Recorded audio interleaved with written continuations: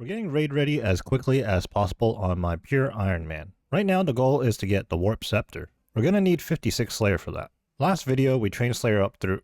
Last video we trained Slayer up through EXP lands from all the easy diaries. I planned on following that up by completing most, if not all, mediums today. However, I'm more in the mood to actively train Slayer right now instead of doing diaries and quests and whatnot. So, let's get started. Currently on a ghost task that we're going to knock out here in the catacombs real quick. We picked up this task the other day from the Mauritania Slayer Master. But in general, I think we're going to be doing Turiel, and then every 10th task we're going to go to, looks like we're going to be going to Neve in the Gnome Stronghold. We don't really have any Slayer unlocks yet. In fact, I'm not even sure if we have Superiors yet. If we don't, we're going to make sure to unlock that right away, or as soon as possible. But yeah, we're gonna be point boosting. All right, let's talk to Turiel for our next task. 17 Cal fight, we can knock that really quickly. But while we're here, let's check on what kind of unlocks we actually have. So we're working with only 142 points, so I imagine we don't have anything unlocked at all. We do not. Bigger and badder for the superior task is going to be the first thing we're going to want to unlock, and we're 8 points shy at the moment. 17 Cal fight, we're just going to get this done real quick. These guys don't drop anything really interesting. There is the option of doing the boss Cal fight Queen, but obviously we're not going to do that at this point in time. It's actually pretty nice to be doing Slayer now because of all the upgrades we've gotten. And it's definitely a sight seeing myself in Blood Moon and a Blade of Saildor. When Perilous Moons was released, my account, wait for it, was well past that stage of the game, and there wasn't really a point in me doing moons on that account. And of course, the traditional route for an Ironman when it comes to the Corrupted Gauntlet is to go for the Bofa, because that thing is just that powerful. But it's nice to use the blade. TP to the monastery, and we're running over to this mountain to fight some ice fiends. When it comes to the Turiel task, I don't think there's going to be anything too interesting, unfortunately, but we'll check back in on the 10th task from Neve and we'll see what we get. I was not expecting a collection log here at all, but a crawling hand, okay. That is 69 tasks completed. Heading on over to Neve in the Gnome Stronghold, and let's see what task she's going to give us. Hellhounds. 183 of them? So obviously this is not a very good task generally speaking, but for whatever reason I'm kind of down to do it. So let's head on over into the catacombs. Oh, and that is a combat task for 1 Hellhound KC. For those of you looking more closely, this is indeed Initiate Armor. I should really go ahead and do the Slug Menace quest to unlock Proselyte for better prayer bonus. After 56 Slayer, at some point down the line, we're going to have to train the 69 Slayer, do Monkey Madness 2 to unlock Demonic Gorillas for Zenite Shards. So, I think at some point before that, we'll work on getting Proselyte. Just hit 53 Slayer, 3 more levels to go. As we do this Hellhounds task, I was thinking, obviously, oh, I'm almost dead. No, hold on. As I was saying, since we're doing the Hellhounds task, I've been thinking of Cerberus and how it's 91 Slayer, which makes sense. But I'm kind of surprised that I have a Hellhounds task this early. I guess there's actually no Slayer level requirement for Hellhounds. But as you can see, since I nearly planked, these things are pretty tough. Since the Hellhounds aren't actually that far away, I'm going to go ahead and just keep my prayer up the entire time. I'm going to TP out when my prayer runs out and not go into the desert. That is, I don't know why I did that. But yeah, we're going to hit the pool and then head back into the catacombs. Oops, I was AFKing a little too hard. Teleported out to do my birdhouse run, and I was checking the bank, and it occurred to me that I have an antique lamp that's been sitting here. I believe I needed level 50 to use this, and I'm not even sure where this is from. The museum, maybe, for kudos? I don't know, but either way, we're going to use it now for Slayer. That is 20,000 Slayer XP. We gained a level 54. One more Hellhound here, and it's going to push us to 55 Slayer.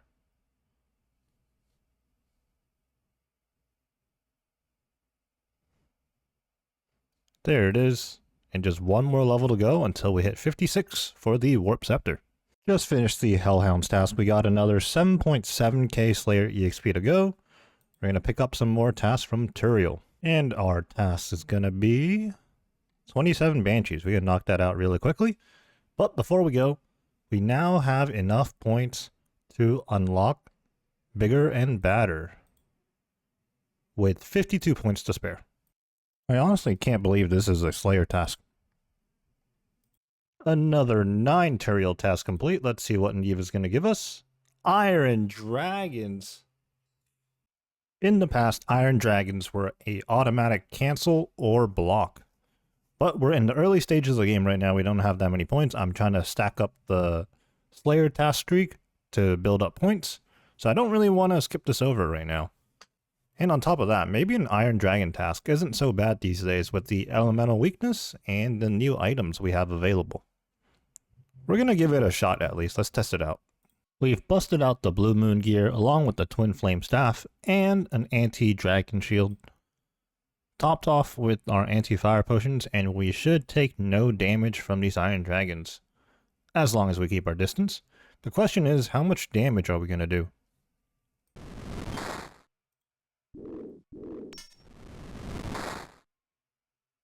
Oh my. The answer is a lot of damage. Holy. Yeah, I might actually consider doing this task consistently now. And I suppose for hardcores that don't want to go into the wilderness to try and get a rune crossbow, you can get the dragon, or not the dragon, the rune limbs from these Iron Dragons here. I think in terms of efficiency, this is still not a task you want to do, but it's nice to know that it's not going to be a Slayer brick wall in the early game like it used to be. So on Wait For It, when I did Slayer, I committed to the Slayer task streaks, and I never Turiel skipped. This time around on this account, I am looking to Turiel skip, but right now we need a boost for points to get all the unlockables and the extended tasks and whatnot. So that's why I'm here doing this Iron Dragons task right now. Plus, using all this new gear is pretty fun. I am picking up these dragon bones, but as of right now, I don't really have any plans on moving on from 63 prayer. But I'm picking them up because, for one thing, I'm just kind of a loot goblin, like to collect stuff in my bank. And if we ever change our minds, it's nice to know that we'll have the dragon bones stacked up in our bank. Ooh, a collection log. Dark totem base, the first piece. For a totem. I was like, what's it called? A totem for Skotizo. We're not going to have to finish the task, just this last KC here, and we're going to hit 56 Slayer.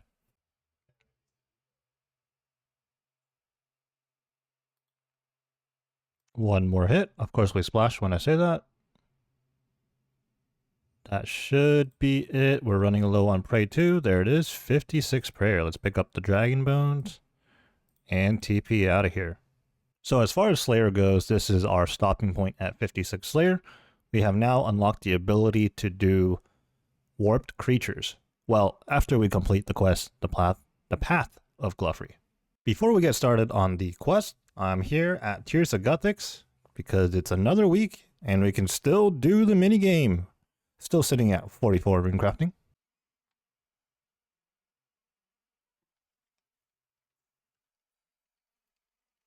And we go from 44 to 45 rune crafting. I had to make a mithril grapple real quick, but now that we have that done, we can now officially start the quest.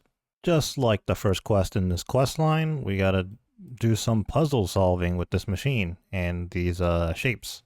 Just southwest of Castle Wars here, we're gonna grapple past this tree, talk to Long Gramble over here, and this is actually a new spirit tree that we're about to unlock.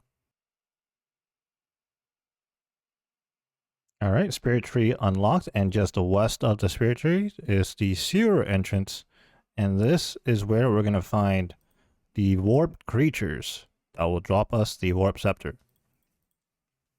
I actually don't know if you have to finish the quest to get the Warped Sceptre, but of course either way we're gonna do that anyways before we start the grind.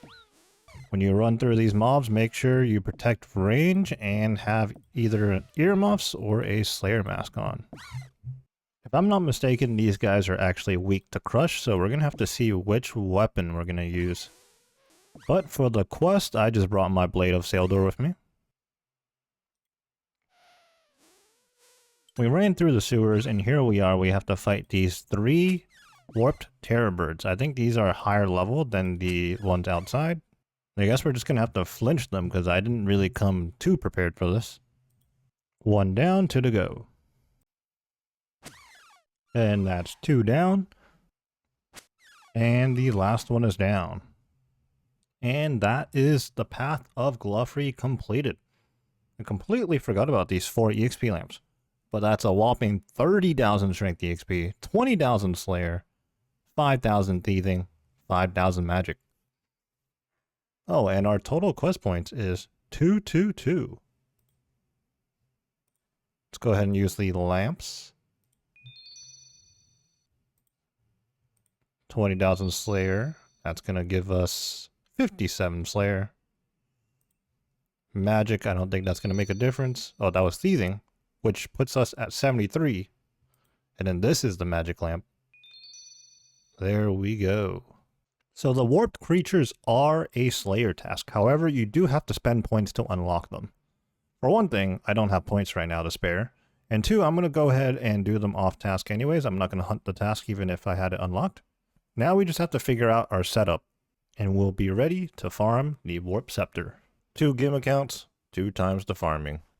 Just had to knock out all the typical Ironman farming related things, but now we are ready and I've figured out the gear setup. We're going to be rocking our best in slot melee gear, of course, with the Blade of Seldor and the Rune Defender.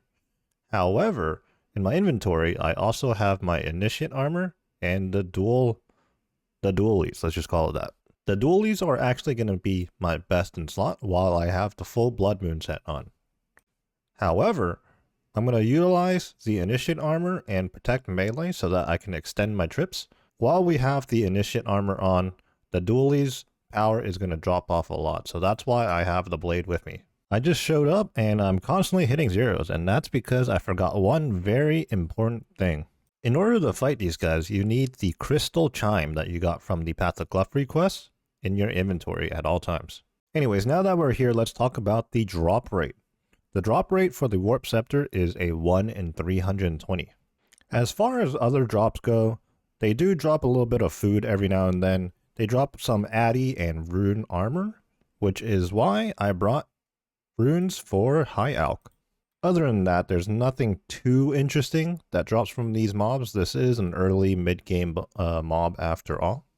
To be honest, now that we've made it here, and we're actually grinding for the Warped Sceptre, there isn't too much to this. These mobs don't have any mechanics. If you're using Prey, you just turn on Prey melee. If not, you just keep your food up, you click the mobs, and you AFK and come back when there's loot on the ground. And since we're not on task either, there's not going to be any superiors, so I'll just check back in at like 100 KC, 200 KC, and when we hit rate.